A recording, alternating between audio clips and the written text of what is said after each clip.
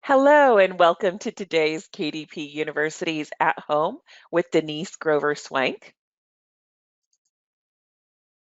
I'm Trisha, and for the past 4.5, actually, past 5 years, I've moved around Amazon's books teams, learning the business so I can share it with authors. Prior to coming to Amazon, I've worked as a graphic artist, project manager, and educator. But we're definitely not here to talk about me. We're all here to talk to Denise. New York Times and USA Today bestselling author Denise Grover Swank was born in Kansas City, Missouri, and lived in the area until she was 19. Then she became a nomadic gypsy, living in 5 cities, 4 states, and 10 houses over the course of 10 years before she moved back to her roots. She speaks English and a smattering of Spanish and Chinese, which she learned through an intensive Nick Jr. immersion period. Her hobbies include witty Facebook comments, dancing in her kitchen with her children, and quite badly if you believe her offspring. Her hidden talents include the gift of justification and the ability to drink massive amounts of caffeine and still fall asleep within 2 minutes. Her lack of sense of smell allows her to perform many unspeakable tasks, and she has 6 children and still hasn't lost her sanity. Or at least that's what she'll lead us to believe. Hi.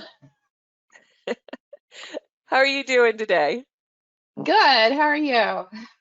I'm doing well, thank you. Okay, so I always love to start out by asking you a little bit about your background, right? So let's jump Right. off with finding out when you decided that being an author is your calling. Fourth grade. Fourth grade is when I decided. I love to read. I always read when I was a little girl, like massive amounts of books. I was in a competition in the first grade to read the most number of books in my class, and it was me and this kid, Sean. I think I read like 168 books that year. I think we tied. But like, as anybody knows, when you read stories, stories start like happening in your head. So I started my first book in fourth grade. I wrote 70 pages on a green spiral notebook, and Wow. then I started a long line of not finishing books. So that was the first book I didn't finish. It was one of many. So yeah. But I didn't like when I was in high school, my English teacher, I had an English teacher who thought I was really gifted at writing and really thought I should Mhm. do something with it. But I just was like, I didn't think I could. I knew how hard it was to get published. So I decided to go for a practical career. And I got a certification to work in a medical lab. So for 13 years, I was what's called a histologist. And we Okay. were the people who took pathology. We worked in the pathology department. So we took we took tissue from surgery and we cut it into very small sections so pathologists could look for cancer or infection, and then we performed a lot of tests on that to help like decide which kinds of stuff. So then I got remarried, I got married, I got remarried. And through this time, I'm like trying to write books and stopping. I can't stop because like I didn't have this thing called a plot, which apparently is necessary. It's a little I helpful. only, yeah, if I'd only paid attention to Sesame Street when my children were watching, the little thing, a story has a beginning, a middle, and an end, and I just like wasn't paying attention to that part. So I went back to school in my 30s, and I was becoming an interior designer, and then we moved again, and so we moved to Little Rock, and they didn't have an interior design program there. My credits would transfer, but I got a job as a kitchen and bath designer. So my second career was a kitchen and bath designer, which I was based in Little Rock, and I spent a lot of time in southern Arkansas because there's oil money down there. I had no idea. And so and there weren't places for people to do that. So that's where I got the idea to set my book, my series, Rose Gardner series, which is my most popular series today, like in a small southern town down there. Mhm. Through this time, I was also like house mom, like a housewife, stay-at-home mom, which I hated. I'm not gonna lie. Oh, I'm like super busy. Like, I have to do stuff, and nobody cares that your laundry baskets were empty, right? Like, that was a major Right. accomplishment. There's no laundry in the basket. Nobody cares. They just throw more laundry in there. So, I Right. was used to jobs where people were like, oh my gosh, my boss at the hospital was like, oh my gosh, you like did a great job. We were so busy today and you kept on top of things. And then like with interior design, it was like, oh my gosh, I love these designs, or I love my kitchen. And nobody's telling you, thanks for washing my underwear, or anyway, I was not satisfied as a stay-at-home mom. But in this, so somewhere in this time, and when we were in Tennessee, my husband was in a single engine plane crash, and Mm. was had suffered burns over like 60-70% of his body. So he was in the hospital for like 5 weeks in ICU, and had multiple skin grafts, and they failed, and multiple bouts of pneumonia, and ultimately he died.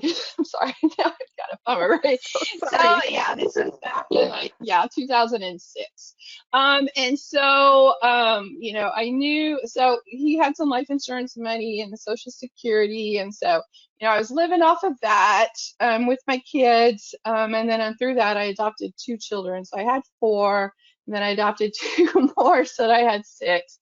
But I was writing through that. I'm like, okay, well, I'm home. And then I told myself that I had until my daughter hit kindergarten, and I was going to start losing some Social Security, and that I wasn't going to be able to live off that. I had until then to get published, or I was going to have to go back and get a job in a medical lab, which the hours are terrible and it's not conducive to a Mhm. single mom with little kids. So, Right. I was writing and trying to get published, and like had wrote 3 books, trying to get I was trying to get an agent. This was back in 2009, 2010. Indie publishing really wasn't a thing. It was considered vanity publishing. I was like a member of an Right. RWA chapter, and it was very looked down upon. You don't do that. Mhm. And so I had 3 books. I was like, querying with agents. The first book was a paranormal urban fantasy. Is my book chosen, and I got a lot of interest, but they were like, "Oh, we're not buying or we're not buying paranormal right now. We're moving on." Then I wrote my first Rose Gardner book, and it's a mystery. It's kind of a blend of genres, and now I could, like, looking back, I can see why they weren't sure what to do with it. It's got like, coming of age, women's kind of women's fic. There's some romance.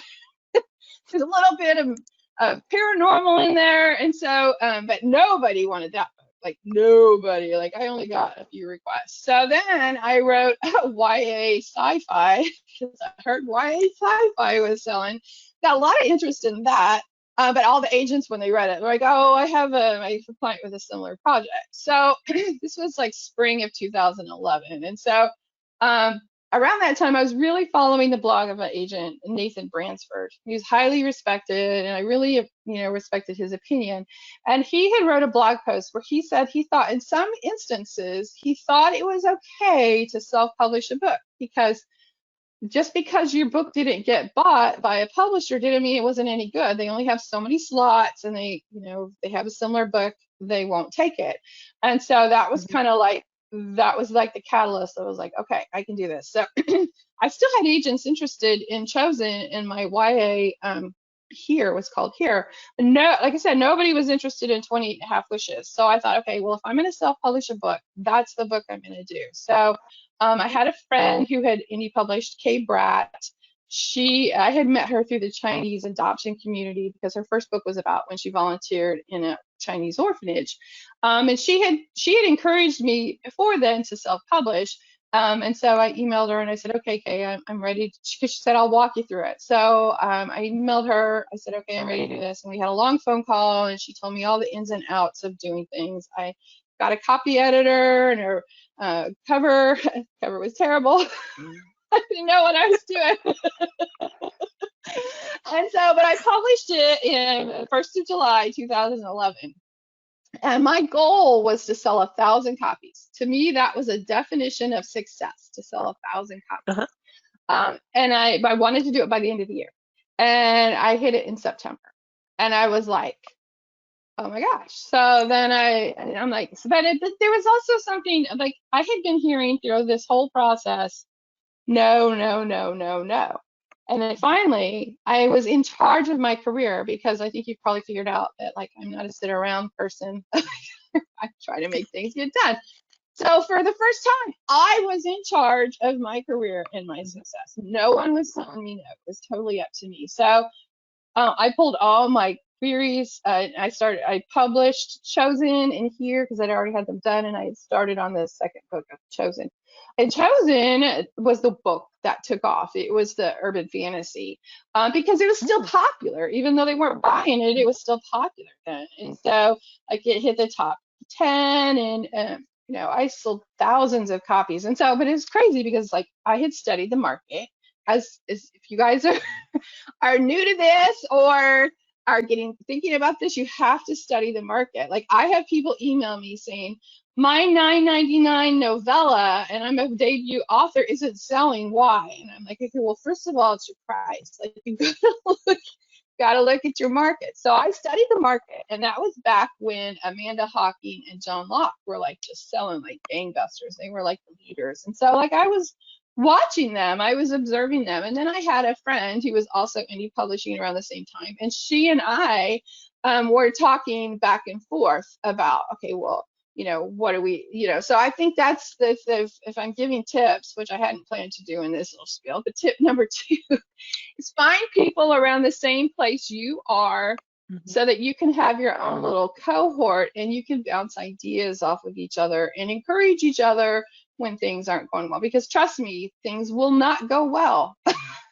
Not all the time, but there will be times things will not go well. Trust me. Okay, so yeah, so I was studying Amanda Hawking and John Locke, and their strategy was to price things at 99 cents. And Mhm. so back then, people didn't realize there was indie publishing. They just knew there were books on there in their Kindles. And so they see a book that's $12.99 and a book that's 99 cents, and they're going to go, okay, well, I'm going to go with the 99-cent book. So that was our marketing. I mean, truly, that was if you could get high enough and get visibility, you could stay up there because the algorithms were kinder back then. And you could stay up there quite a bit of time with very little, like, and we didn't have a lot of tools for marketing and Mhm. advertisement back then. Back then, Pixel of Not when Me it first started. was, Yeah. yeah, you didn't get to apply for that. You just got picked. So, like, if you got picked, it was like you hit the lottery because you get hundreds of downloads that day and you didn't even know it was coming. It would just happen. So by the end of 2011, I'd published 4 books. At that point, I think I had sold 20,000 copies of all my books. And I realized, like a fool, I'm like, oh my gosh, I could make money at this. Just wanted to be published, right? And so I really started thinking about pricing, and I came up with a business plan. I'm like, okay, I'm a business. I need to look at this like it's a business. And so I came up with my brother had just opened a floral warehouse, and his wife, who was his partner, had made a business plan to take to the bank. And I'm like, okay, I need to make my own business plan. And there really weren't indie author business plans or author business plans. So I Mhm. kind of pieced it together. And it made a huge difference because then I started looking at things like, I like had tried to make like marketing plans. And so I really feel like that was part of the reason why I continued to do well because this is a rapidly shifting business. Like what Mhm. works now won't necessarily work in 6 months. And it was the same back then. Like KDP Select started and we could have free days. And so free days used to be like my first free day was scary because this book was making money and I put it for free for 2 days. But then when it came back, it went into the like top 10. And so Mhm. it was like, and you could stay there. So the algorithms were different, and Amazon encouraged us to put things for free because they wanted people to buy their Kindles and read their free books. But then things shifted as things went on, and that's the way of the world. And why? Let me tell you, whining about it won't do any good. You just like go, okay, well, things have changed. What do we do now? So yeah, so it's funny because like my start was in urban fantasy, but then in a couple of years, so a couple of years later, my Rose Gardner books, I was putting those out like one a year, and I was getting Mhm. great reviews, and they weren't selling that well. So I'm like, the third book came out, it didn't sell very well, and I'm like, okay, well, I either need to go all in with urban fantasy, or I need to like focus on Rose and try to figure out how to get her to sell. So back then, first book, perma free was a thing. And this is back in 2013, I want to say. Yeah. Mhm. And then I like had a novella that I wrote, and then I sent out, and I realized, okay, I'm not like using my newsletter enough. So readers could read a novella that was between books 3 and 4. The fourth book was coming out, in 4 months, Mhm. one section a month. And so I boosted my newsletter like 5,000. So when the third book came out, that month I had like 2,000 sales. But then when the fourth book came out in January, that was September, and the fourth book came out in January, I had already gained 5,000 newsletter subscribers, and I had like 7,000 sales that month. And then when book five Mhm. came out, I hit the USA Today list. And when book six came out, I hit the USA Today list and the New York Times list. So I realized I'd made a plan, and it was a slow build to get up to that. So now I'm a Gemini. I never believed in horoscope. Then I like looked at it and like, that is so me. Like I'm like change. I like new things, and I have many genres. Which tip Mhm. number? Where are we at? 3. Don't do that. 3. don't don't do as many genres as I did, because you're spreading yourself too thin. Which you could do with a pen name, but it's harder too. So okay, I feel like I've been Yeah, talking forever. Okay, that's sorry. okay. You're fine. Um, so let's follow up on that. Let's talk about that a little Okay. bit because we get a lot of questions about pen names. Can I write in multiple genres? If I write in multiple genres, should I use a pen name? So you publish under both Denise Grover Swank and Yeah. DG Swank, correct? So your Yes. urban I actually fantasy have a is, third. Yeah, and I actually have a oh, third pen name that I don't tell anybody. oh, are you going to share it with us or No, I won't even tell my readers, because, yeah. It's reverse harem. Like, it's so Oh, not my brand. So yeah, because that's a perfect example. So at this point, at the point I wrote the reverse harem a couple years ago, I was less known for my urban fantasy at that point, and more known for my Rose Gardner series and my Wedding Pet series, which was romantic comedy. I decided I was kind of a dare. Shannon Mayer is like a really good friend of mine. She writes urban fantasy, and so she pretty much dared me. We were both going to write these reverse harems, and I'm like, I cannot do this under my own name. So I came up with this pin name. But it was also so freeing, because like I feel like readers have expectations of what my books are going to be, so I can just write whatever I want. But I will say it's okay. So like Denise Swank and Denise DG Swank, people know they're me, so I can kind mhm, of cross promote them, so that's easier. But like the pin name that nobody knew, like I was starting over. Like I had a new Facebook page, a new website. Nobody knew who I was. But I really relied on Kindle Unlimited for that, and utilizing the resources that you can get, like free days and markdowns mhm. and that kind of thing, to promote that series, since I was unknown. So yeah. Okay. Yeah, so I think, so if it's similar, so like I write mystery that has like romantic suspense, and it varies. Like I have one, like Rose turned more serious, but Rose started out more humorous. And then I have a romantic suspense that's more serious. But then I have this romantic comedy series, a couple of them. But they all still kind of like fit like under my name. Mhm, And so the reason I split off my urban fantasy is because it's a little darker, a little grittier. I made it DG Swank just to have the little separation for readers.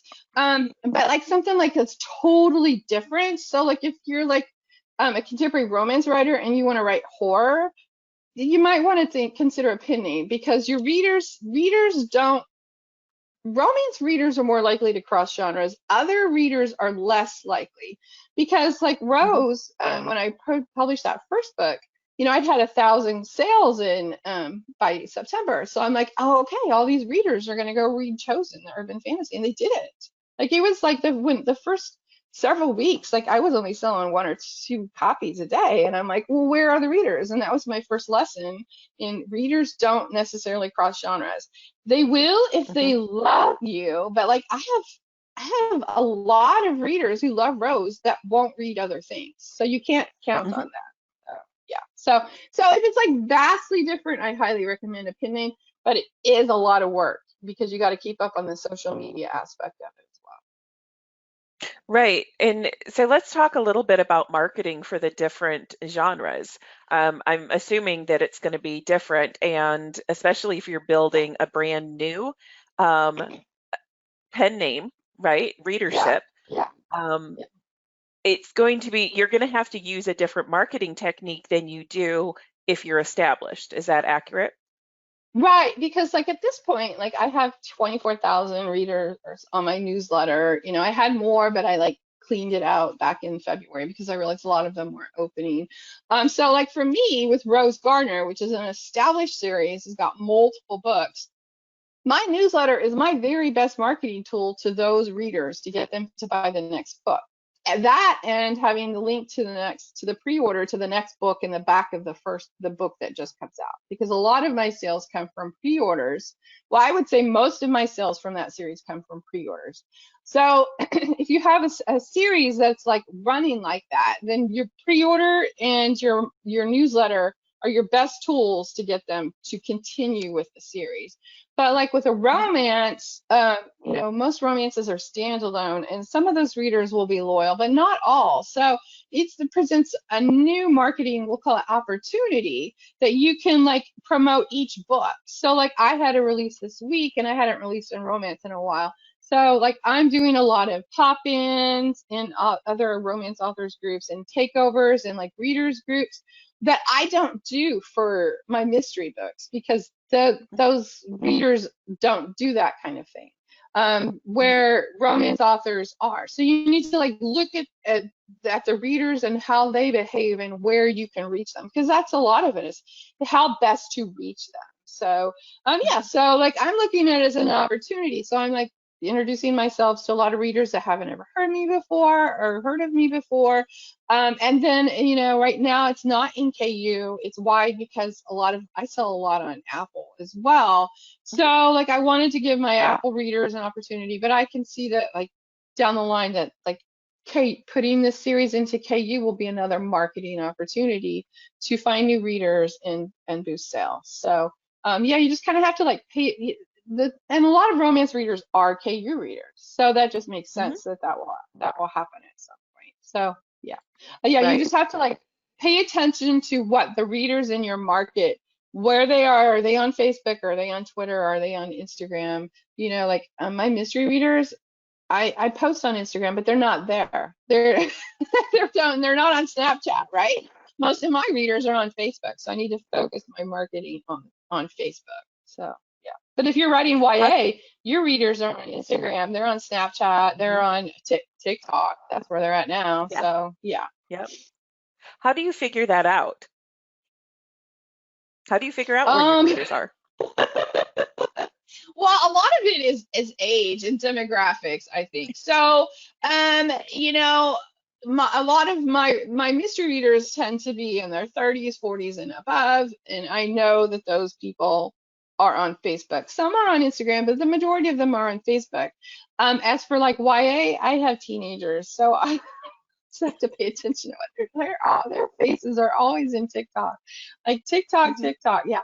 So like if I was writing YA, I would hit TikTok hard. I would get a channel and start trying to find things that would interest teens. Not and that's another marketing thing that I think a lot of authors make a mistake of is they're appealing to other authors. Don't do that. Your market is is the reader. So you need to figure out what Mhm. your reader wants and what's going to interest them. And a lot of it is just experimentation. I am the queen of I will try anything once, and I have a lot of failures because of that. But that's okay because sometimes one of those things hits and it hits big, like when I boosted my sales from 2001 release month to 7,000 the next book because I Mhm. tried these things that were and they were scary.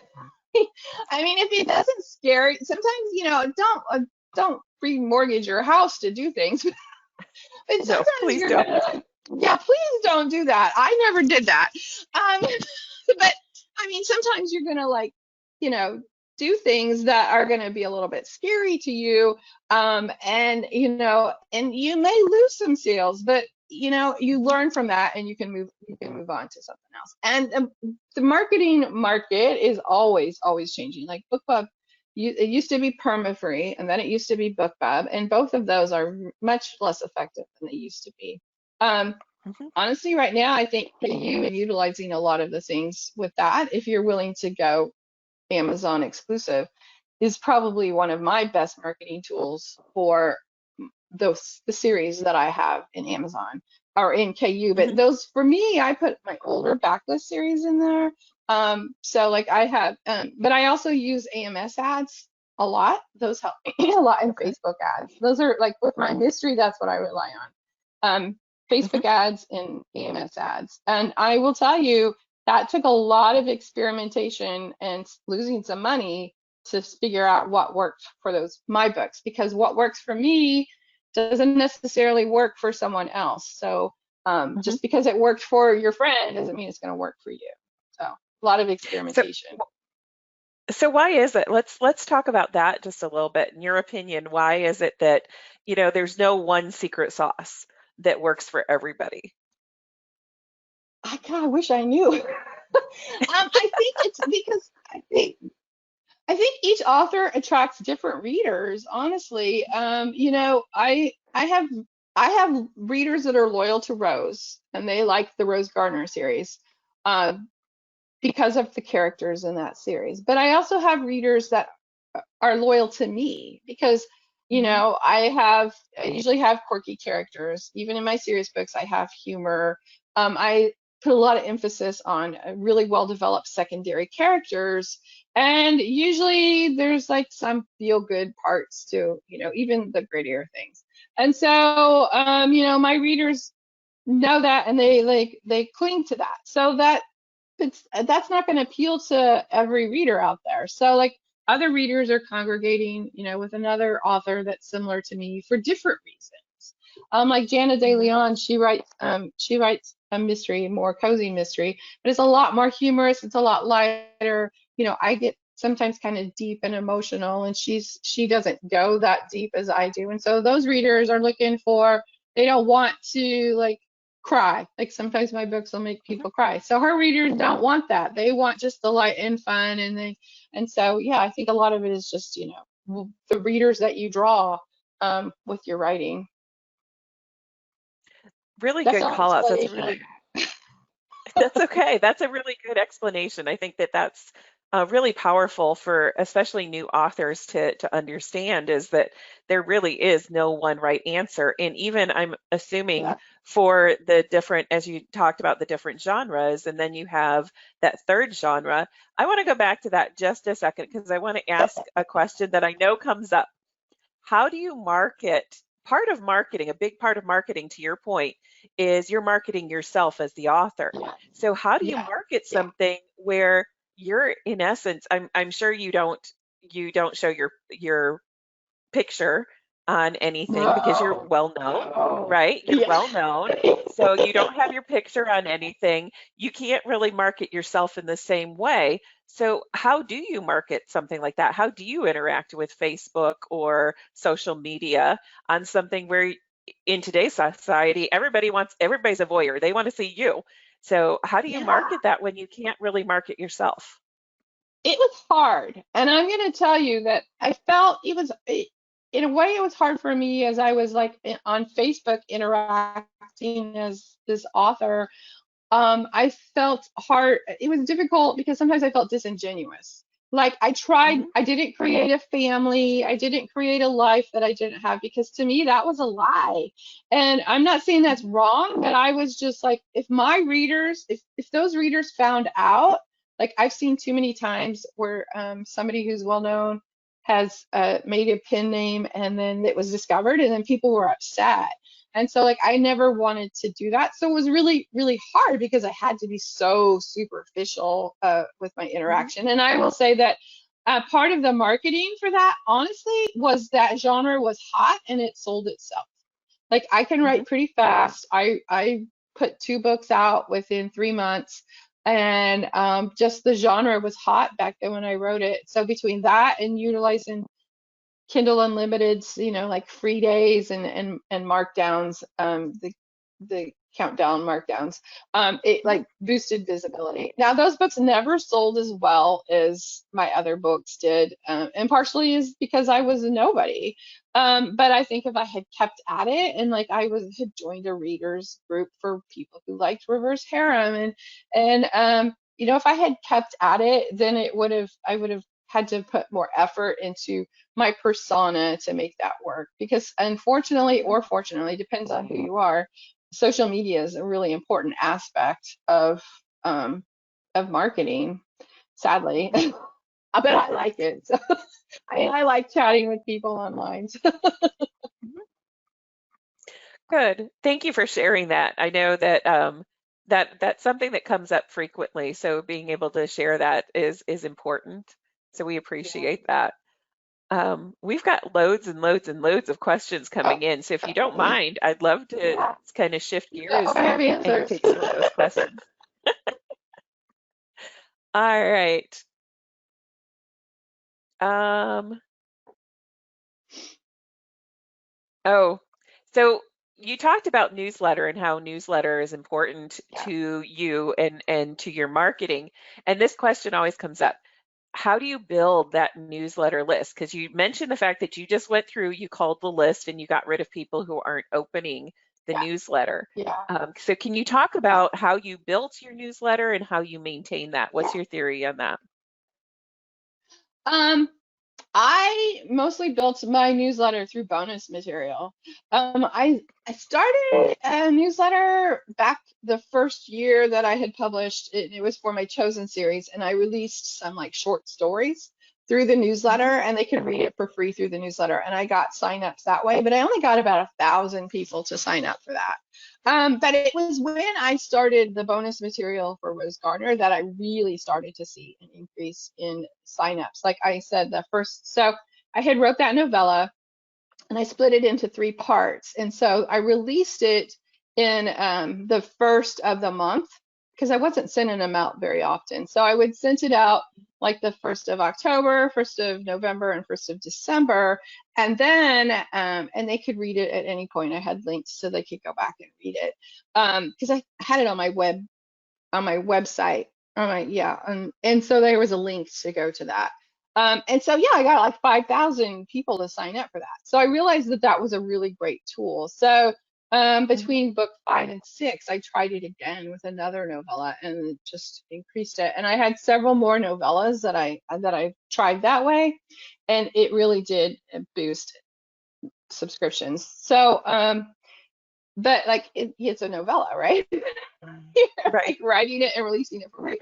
I did put them available for sale and people bought them. Like the first time I did it and people bought it, I was shocked. I'm like, why did you buy this? Like I made it very clear it was free, but they wanted it. Like I had it on my website. They wanted it in ebook. So I didn't feel like I was Right. duping anybody, right? Mhm. But like with one of my Rose books last year, I released a bonus seed. So I had like an extra scene Mhm. and said if you like sign up for my newsletter, you can get it. So I got like 6,000 more signups from that. So yeah, if you have a series that readers absolutely love, that's part of it. Like they have to like super be invested in your characters for it to really, really work. Um, then yeah, that's one of the best ways. So like right now, I had 2 mystery series that are over, and I was considering like reviving one of them. So Mhm. I'm releasing a novella in my newsletter, like chapter by chapter, where I blended the 2 characters together in a world. So it's been fun for me to write it, and I don't release the chapter every week. Sometimes I get busy, and like I was trying to write it in parts, and right now I'm writing out like a serial. I'm almost done, which scares me. I don't usually do that. But I'm like, it's free, right? And anyway, Mhm. so yeah, bonus material has been the very, very best way to get people to subscribe, but they have to be invested in the characters to actually want Mhm. to sign up to do it. So yeah. I know a Okay. lot of people did some like lead gen ads with Facebook where they gave away a book for free. Um, the people I know who did that said that those people didn't really care about their newsletters. They just wanted the free book. So I never tried that. And some people do find success for that, but most people I've talked to have not had success for that. So if you if you try that, I would suggest putting them in their own little group and not adding them to your own newsletter, and then sending your main newsletter to those people, and then see who's opening, because I would suspect quite a few of them won't. And since you have to pay per subscriber, there's tiers, you might want to cull some of those people out and then move the people that are opening over to your other one. Good call out. Very good call out. I've heard similar. Um, so a couple things. Publishing and the frequency of publishing has a big deal So on yeah, your marketing, right? So it's easier if yes, you're yeah, releasing on I don't even know what my words are today. Apparently my words have left me. But more frequently. Yeah, there that you works. go.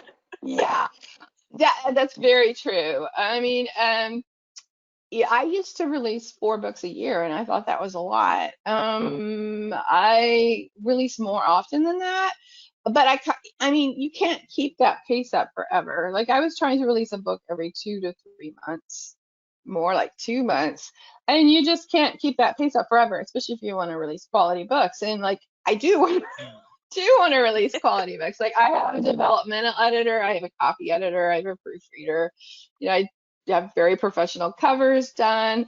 So I never want to put out a subpar book, and it's just like impossible to maintain that pace. So I mean, one way to counteract that, and I've seen other people do that, is to get co-authors, because it's so much easier, usually for me anyway, to like release with someone else.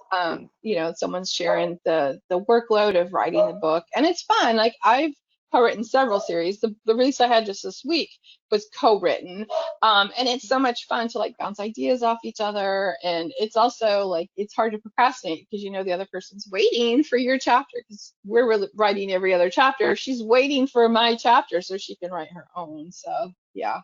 So it's Gotcha. been fun.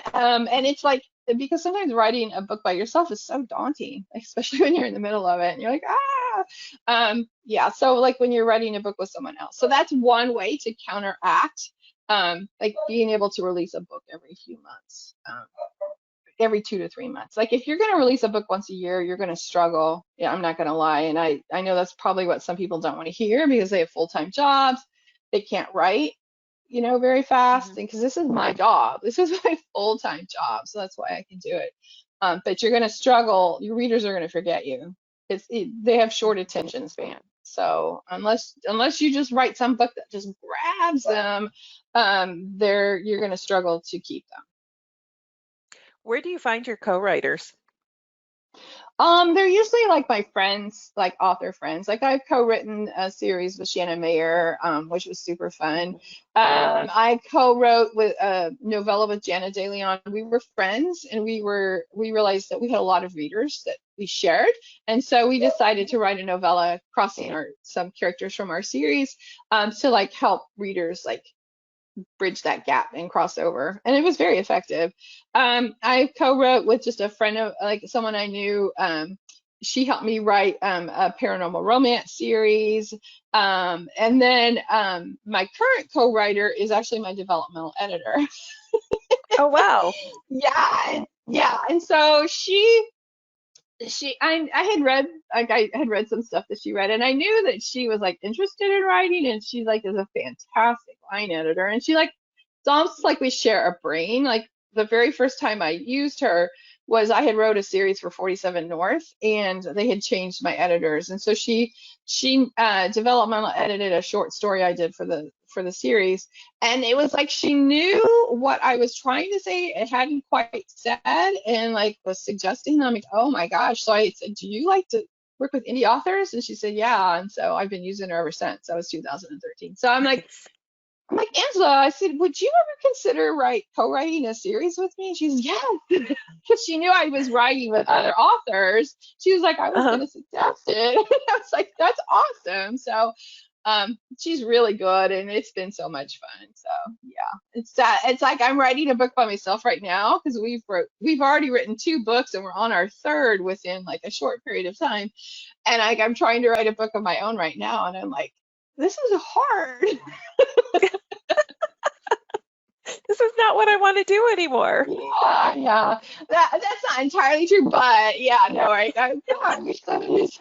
So I was telling my daughter this morning, she goes, well, you should get Angela to co-write that one too. But yeah, so Nice. long story short, co-writing helps fill those gaps if you're open to it. But yeah, you have to trust Uh-huh. the person you're co-writing with. And you have to work out a lot of Right. details, like who's going to publish it, how often are they going to get paid, who's going to handle paying for all the upfront charges, how is that all going to get split up? Oh, I forgot to mention I wrote a women's fic series with Christine Gale, another genre. And so yeah, we were friends. So when we wrote that, so yeah, so like we had to work out all the details of who's going to pay what and the accounting and all of that. So that's something you need to take into consideration as well. And like how long, like are they gonna? Is it going to stay up forever? Are you going to pull it at some point, especially if you're using a character from a world you already have? So yeah. Hmm. Do you have contracts that you like? Have you created a standard contract that you work and you use when you co-write? I should, but I have not. I would Okay. recommend other people do it to learn from my mistakes. I've never had an issue. Like everything's been fine Hmm. when I've co-written with people, but and it depends, like some people I know some people co-write and then they share royalties, or some people like I know some people who've like paid someone to co-write, and that's much rarer. So Hmm. you need to think about that kind of thing. But a contract's probably a good idea, and I'm sure there's probably one Hmm. out there somewhere that you can just take and fill in the blanks. So yeah, especially if you're working with someone you don't know very well. But like the people I've worked with, I've known really well, and Hmm. I trusted. So yeah. Gotcha. Gotcha.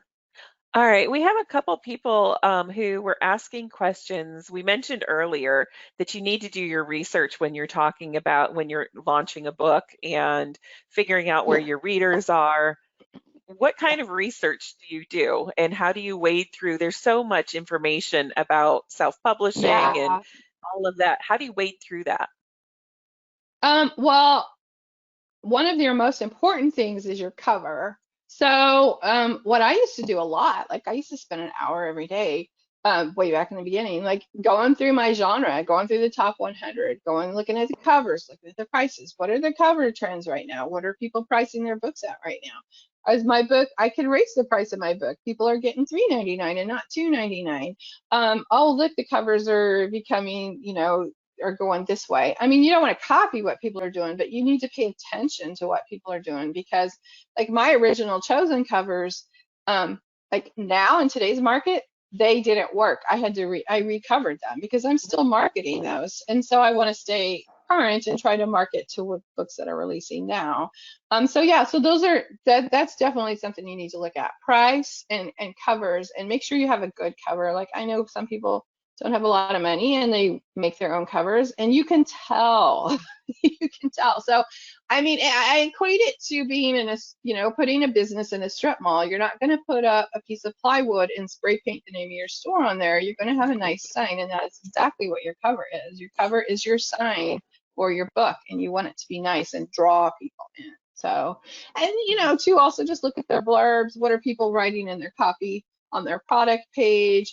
Just pay attention to what people, especially the people that are selling well. Like, don't copy Mhm. them, for heaven's sakes, don't copy them. But a lot of people are doing similar things, and you can see what they're doing and learn from that. So, but Mhm. like researching where your reader is, again, I think it's more like demographics, just trying to, there are reader groups for mystery groups, there are reader groups for romance, I'm sure there's reader groups for sci-fi.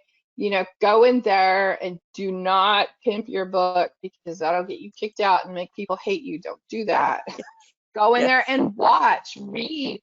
They're going to start talking about what they're looking for. They're going to start talking about what they don't like and what they do like. And you don't necessarily want to write to market, but yet sometimes you do want to write to market. If you're like wanting to get established, you might want to like fit okay, this is what they like, and you want to check off, not maybe not everything, but a few things of what most people like in that genre, and Mhm.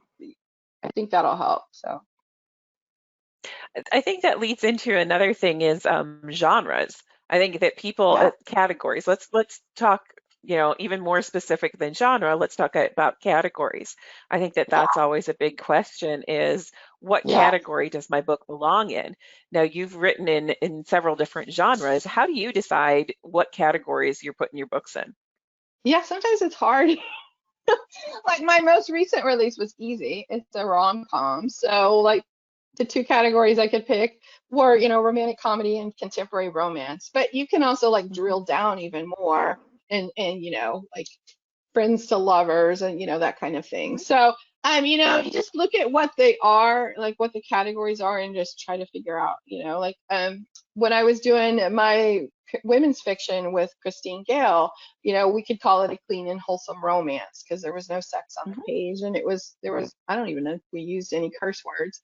And so, just look, so shocking for me. Anyway, what happened? Um, oh, she can write this. That's So what we yeah, have editors for, right? that's right, right. So yeah, and maybe it's like and maybe if a category is not working for you, switch it, try a different one, and see if that one's gonna get more attention or place you higher or whatever. So. Because like the two categories I picked for my book are super competitive, contemporary romance Mhm. and romantic comedy. Like, oh, like yeah. So I'm not gonna, it's gonna take a lot of sales to put me in the top 100 of that category. So, you might want to find like a smaller one that you can fit in. Like your book has to fit, or readers are going to complain. Mhm. Because like with my book The Substitute, which is the first book of my Wedding Pack romantic comedy series I wrote several years ago, somehow or another it got a Christian, like a Christian tag, and so like my Oh, top three reviews were, this is not a Christian romance, it's full of filth. It's like 1 stars. I don't know how that happened. Like I didn't tag it that way, but anyways, but if I had accidentally like put it in like, oh, I'm gonna try Christian romance, and you're gonna get a lot of angry readers. So like make sure your book fit the category or you're gonna get some really bad reviews. So right, unhappy right. readers. Yeah. Yeah. Do you use the reviews at all to pick out keywords or look at changes that might need to happen with the book? Yeah, I do it first. Like the first week or two, I pay attention to reviews. I obviously I love the glowing ones, but I do pay attention the first week or two to the bad ones. Hmm. Like, why did they not Hmm. like it? And sometimes they're stupid reasons, and sometimes, sometimes they're legit. Like I'm like, okay, well, I'll give you that.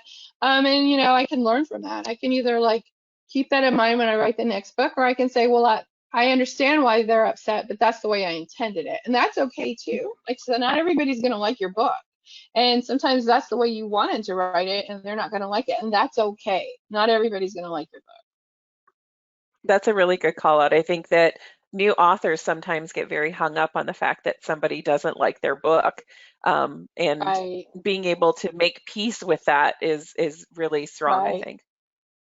Well, and I will say, when I first realized that I had 3 1-star reviews that were upset that the book wasn't Christian, I was upset. The first 3 books, the Right. reviews were 1 stars, but then I'm like, now people know that there's filth in there because reviews told them that. Some people want to read filth. Now, I'm going to say it's not erotica by any stretch of the imagination, but there is on page sex. So, but readers know that now. Like, readers are like, I want that. Right. Give me that. And Right. so, and it was a great way to weed out the readers that aren't going to want that. So now they're not going to buy the book. And if they're reading reviews and they were looking for a Christian romance, and now they see that it's not, they're not going to leave me a scathing review about how I'm going to hell. Mhm. So Well, you know what? They say that, sometimes any press is good press, right? So, Exactly, right. And sometimes negative reviews will help you because what that reader didn't like, another reader is looking for. And that is mhm. perfect case in point with those 1-star Christian reviews. Um, so we have a question about how do you keep the humor in your romantic comedies? Um, Where's the humor come from? I just kind of, well, sometimes I will say, like, and like when I'm writing other humor specs, sometimes in the first pass, they don't always get in there. Like sometimes it will be in there, and sometimes I'm like, sometimes my humor is a little bit over the top, like kind of like, and it's usually like you can't make fun of, like if it's a romantic comedy, you can't make your main characters like you can't make them too goofy or they're no longer attractive to readers. So I do Mhm. a lot of my humor through secondary characters. And so sometimes like in the Wedding Pact series, the bride's grandmother was very eccentric. Like the fiance walked in on her doing naked yoga and talking about orgasms with her smoking the weed. And so that kind of thing. Like I usually pull in the Right. secondary characters. And then like with my new series I just released, same thing, lot of eccentric secondary characters, and it's all takes place in a brewery, and they kept these characters around so that they're always there for all 4 books. So Mhm. yeah, like just and it's hard. Like sometimes you're not in a mood. Like I'm not funny. Like sometimes but that's why a book takes multiple passes to write because sometimes the humor doesn't go in there the first time, but it goes through the second round or the third or whatever. Like when I'm writing a book, I don't just like write it straight through. I'm usually writing, going back and rereading and tweaking and going on and going back and rereading and then it goes to my developmental editor for a round of editing and then I go back and go through the whole thing again. So yeah, so there's multiple times for me to go through and say, oh, I can add that. And then my developmental editor, Angela, is also good about pointing out things. Well, you can make this, you could add something here. Here's an idea that you can Mhm. put in there.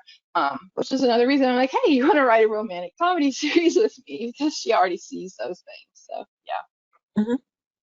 Okay. So we have a question about the news, going back to the newsletter. I think we're looking Yeah. for clarification. When you're Okay. promoting the novellas, can you explain where you promote those?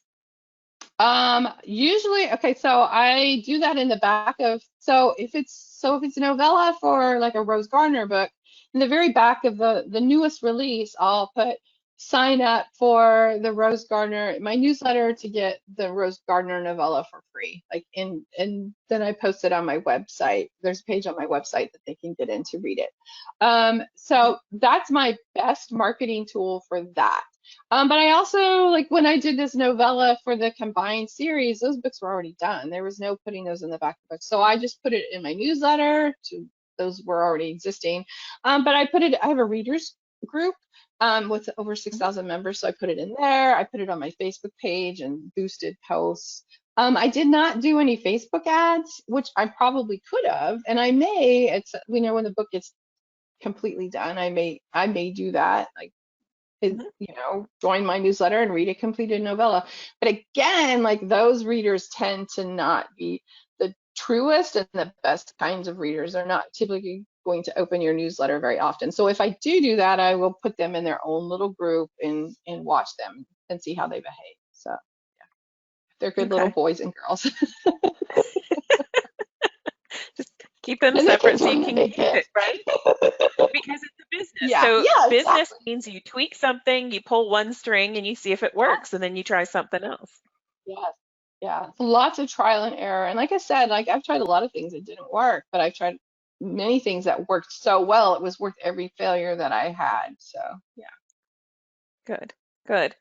All right, we're almost out of time, and I wanted to give you a chance because I know you just released a book. So, what book did you Ah, just release? oh, I have it. Any luck at all? It is a rom-com, as I've already said, and it's set in Asheville, North Carolina, which is where my editor lives, and it's based in a brewery. And so it was so fun. Like I'm totally like into research. So they and I back in March I bought equipment to make my own beer. So like Like I posted this in my readers group, like making beer and like taste testing because I wanted to see how it was done. Like he was a home brewer to start. So yeah, so it's been a lot of fun. And yeah, it just released on Tuesday. So it's available everywhere, but it's yeah, it's on Amazon for $2.99 and yeah, great cover. So anyway, good Congratulations. example of know your market. Know your market. So There you go. All right. We have one last question and then we have to wrap it up. okay. So, your Okay. daily writing, do you write daily or do you have certain set hours that you write? What does that look like? In a perfect world, I would write every morning and I would get 3 to 4,000 words, but this is not a perfect world.